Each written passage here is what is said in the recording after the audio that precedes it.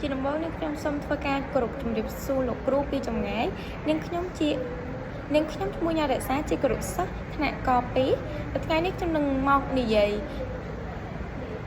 តកតងជាមួយនឹងមេរៀនទី6ដែលនិយាយអំពីយន្តការបច្ចេកទេសតេស្តស្តង់ដារដែលនៅក្នុងវីដេអូនេះខ្ញុំនឹងនិយាយសង្ខេបនៅចំនួន4ចំណុចគោលសំខាន់ដែលចំណុចគោលទី1នឹងខ្ញុំនឹងនិយាយអំពីទស្សនវិជ្ជាទូទៅចំណុចទី2នឹងនិយាយអំពីយន្តការតេស្តស្តង់ដារទី3ខ្ញុំនិយាយអំពីភារកិច្ចនិងទំនួលខុសត្រូវទី4គឺជាផែនការសកម្មភាពនៅក្នុងដំណើរការតេស្តអញ្ចឹងចំណុចទី1គឺទស្សនវិជ្ជាទូទៅនឹងគឺសំដៅទៅលើថាតើហេតុអីបានជាមានការធ្វើតេស្តស្តង់ដារនឹងឡើងអញ្ចឹងគោលដៅសំខាន់គឺអនុវត្តនៃការអនុវត្តតេស្តរង្វេងតម្លៃកម្រិតសាលារៀនហ្នឹងគឺដើម្បីអីគឺដើម្បីពង្រឹងគុណភាពអប់រំនៅតាមគ្រឹះស្ថានអប់រំចំណេះទូទៅសាធារណៈ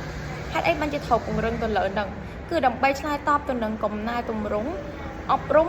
របស់ក្រសួងអប់រំនៅក្នុងឆ្នាំ2019ដល់ឆ្នាំ2023ដើម្បីអី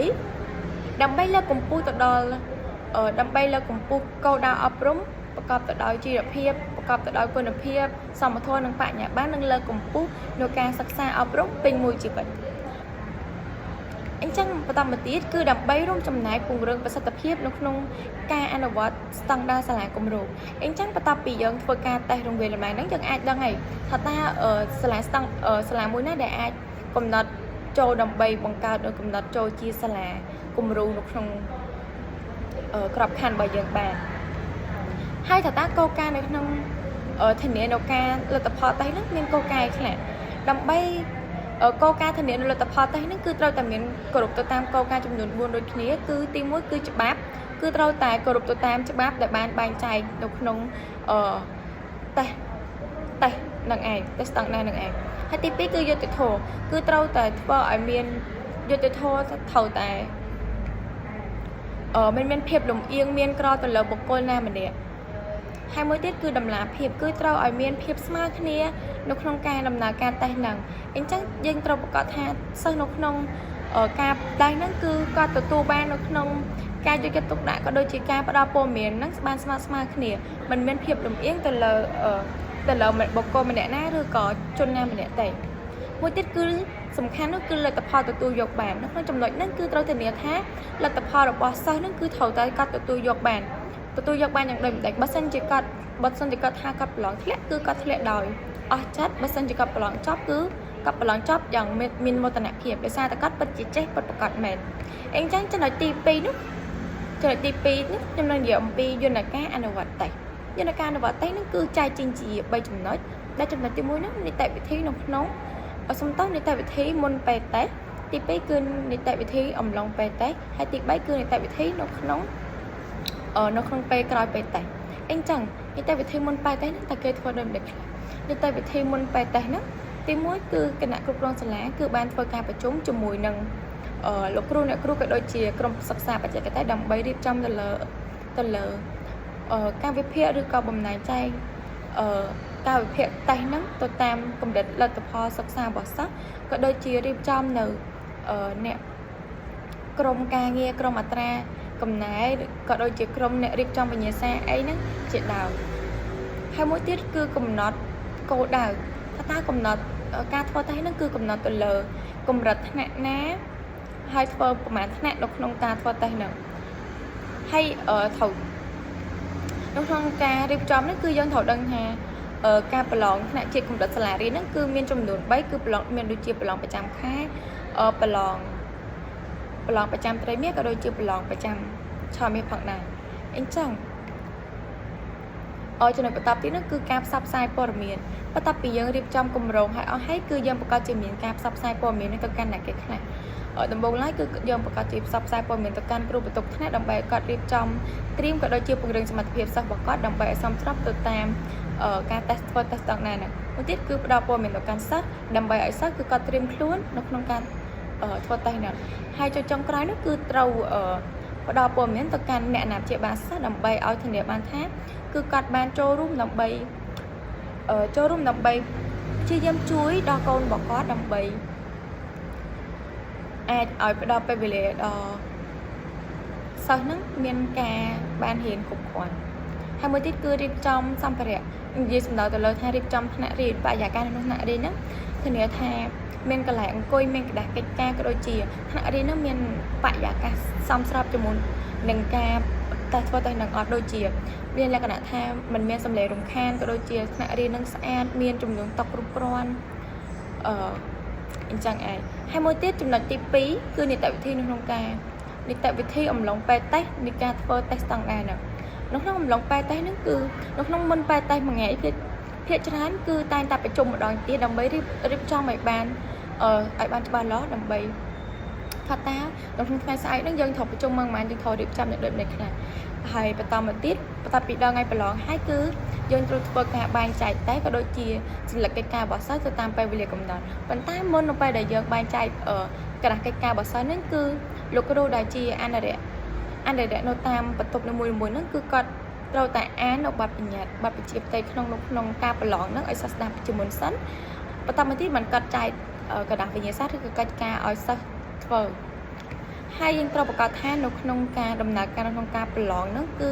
ត្រូវតែមានគ្រូដែលជាអនុរិយភាគច្រើនគឺទៅតាមបន្ទប់នីមួយៗគឺតែងតែមានលោកគ្រូអនុរិយចំនួនមួយបន្ទប់មានចំនួន2នាក់ដែលម្នាក់ឈរខាងមុខម្នាក់ទៀតឈរខាងក្រោយដើម្បីសង្កេតមើលសិស្សដំណើរការប្រឡងរបស់សិស្សហ្នឹងថាតើដំណើរការទៅមានភាពមិនប្រក្រតីអីកើតឡើងអត់ទី2នោះចំណុចបន្ទាប់នោះគឺគ្រប់គ្រងពេលវេលាមុនពេលដែលត្រូវទៅសេធ្វើវិញ្ញាសាប្រឡងហ្នឹងគឺគ្រូត្រូវតែកំណត់ពេលវេលាថាតើមុខវិជ្ជាហ្នឹងវិញ្ញាសាហ្នឹងគឺប្រើរយៈពេលប្រមាណម៉ោងចាប់ផ្ដើមក៏ដូចជាម៉ោងបញ្ចប់ធ្វើទៅសេច្បាស់នៅលើក្តារខិតដើម្បីឲ្យសិស្សអាចងាយស្រួលក្នុងការកំណត់ពេលវេលាហើយមួយទៀតត្រូវតែផ្ដល់ដំណឹងឬក៏ផ្ដល់សញ្ញាប្រាប់សិស្សថាតើសល់15នាទីទៀតដល់ម៉ោងប្រមូលវិញ្ញាសាអញ្ចឹងយើងអាចប្រាប់គាត់បានហើយជាចុងក្រោយនោះគឺត្រូវប្រមូលกระดาษសញ្ញាកិច្ចការនឹងឲ្យតាន់ពេលវេលានិងរៀបទៅតាមលំដាប់លំដោយពីលេខរៀងតូចទៅធំហើយជាចុងក្រោយនោះគឺនីតិវិធីក្រោយធ្វើតេស្តស្តង់ដារនីតិវិធីក្រោយធ្វើតេស្តស្តង់ដារហ្នឹងគឺបន្ទាប់ពីយើងធ្វើតេស្តហើយគ្មានអីក្រៅពីយកតេស្តហ្នឹងយកមកកែធ្វើអត្រាកំណែត្រូវហើយអញ្ចឹងបន្ទាប់ពីយើងធ្វើតេស្តហើយក្រុមជាអ្នកធ្វើអត្រាកំណែនេះគឺគាត់ចាប់ផ្ដើមយកវិញ្ញាសារបស់សិស្សហ្នឹងយកមកទៀងទាត់កែមានដូចជាបំពេញបើសិនជានេះយើងអាចយកមកបំពេញនៅក្បាលកន្លែងអក្សរសម្ងាត់ហ្នឹងក៏ដូចជាកាត់ក្បាលកាត់អីដើម្បីធ្វើការកែបន្តមកទៀតបន្ទាប់ពីយើងកែហើយហ្នឹងគឺចាប់ផ្ដើមដាក់បន្ទុកនិងវាតម្លៃចំណុចដាក់បន្ទុកហ្នឹងដើម្បីជាភាពងាយស្រួលគឺយើងដាក់បន្ទុកទៅតាមកម្រិតនិទេសរបស់សិស្សដូចជានិទេស A និទេស B និទេស C អញ្ចឹងទៅបន្ទាប់ពីយើងធ្វើការដាក់បន្ទុកក៏ដូចជាវាតម្លៃហើយយើងចាប់ផ្ដើមធ្វើអីគឺត្រូវប្រមូលបញ្ចូលទិន្នន័យក៏ដូចជាវិភាគទិន្នន័យបន្ទាប់ពីយើងប្រមូលទិន្នន័យបានច្បាស់លាស់ហើយយើងប្រកាសជាកំណត់បានដឹងថាតើសិស្សរបស់យើងនោះគឺទទួលបានលទ្ធផលល្អលទ្ធផលខ្ពស់នោះបានប្រមាណភាគរយមានអ្នកមធ្យមមានអ្នកខ្សោយនឹងប្រមាណភាគរយបន្ទាប់ពីយើងដឹងហើយយើងប្រកាសជាអាចទាញបានថាតើសិស្សណាដែលយើងត្រូវជួយបន្ថែមសិស្សណាដែលយើងត្រូវតែជំរុញគាត់ឲ្យកាន់តែល្អប្រសើរជាងមុនបន្តមកទៀតជាចុងក្រោយនេះគឺយើងត្រូវរាយការណ៍នៅលទ្ធផលសិក្សាហ្នឹងរាយការណ៍នៅលទ្ធផលហ្នឹងជូនអ្នកគេជូនគណៈគ្រប់គ្រងសាលាជូនទៅកាន់មន្ទីរអប់រំក៏ដូចជាអ្នកពាក់ព័ន្ធផ្សេងក៏ដូចជាគ្រូបង្រៀននិងទៅកាន់សិស្សជាពិសេសគឺទៅកាន់អាណាព្យាបាលសិស្សដើម្បីឲ្យគាត់តាមដានថាតើកូនរបស់គាត់ហ្នឹងសិក្សាការសិក្សារបស់គាត់ហ្នឹងយ៉ាងដូចម្តេចដែរបន្តមកទៀតហ្នឹងខ្ញុំនឹងនិយាយអំពីភារកិច្ចនិងការទទួលខុសត្រូវដែលនេះភារកិច្ចនិងការទទួលខុសត្រូវមាន2ភារកិច្ចនិងការទទួលខុសត្រូវរបស់គណៈគ្រប់គ្រងសាលាគណៈគ្រប់គ្រងសាលានេះមាននីតិដឹកនាំដើម្បីធានាបានថាការធ្វើតេស្តស្តង់ដារទាំងមូលនោះគឺប្រព្រឹត្តទៅដោយភាពជោគជ័យរលូននិងស្របទៅតាមគោលការណ៍ថ្នាក់ជាតិ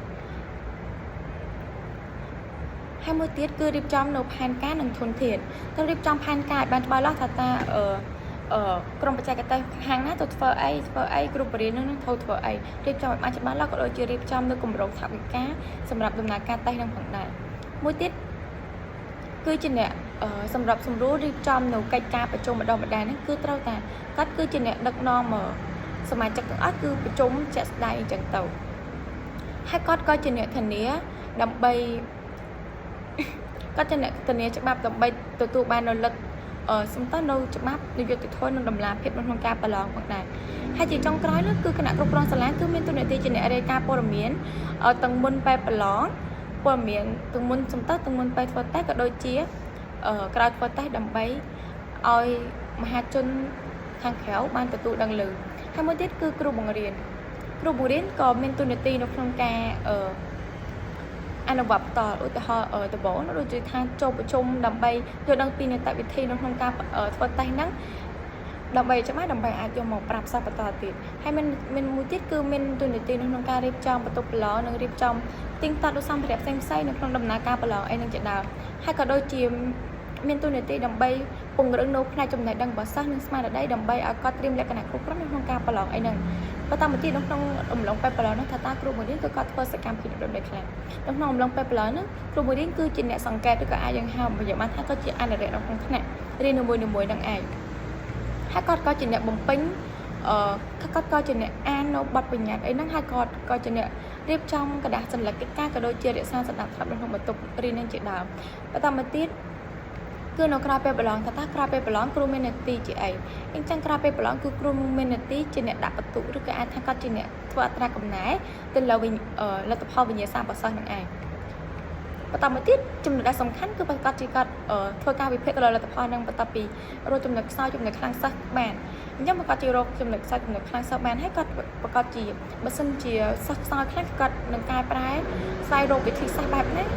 វិធីសំតវិធីបង្រៀនបែបណាដើម្បីអាចជួយដល់សិស្សរបស់គាត់ដែលរៀនខ្សោយហ្នឹងហើយទី4នឹងនិយាយអំពីផែនការសកម្មភាពក្នុងការអនុវត្តដំណើរការតេស្តស្តង់ដារ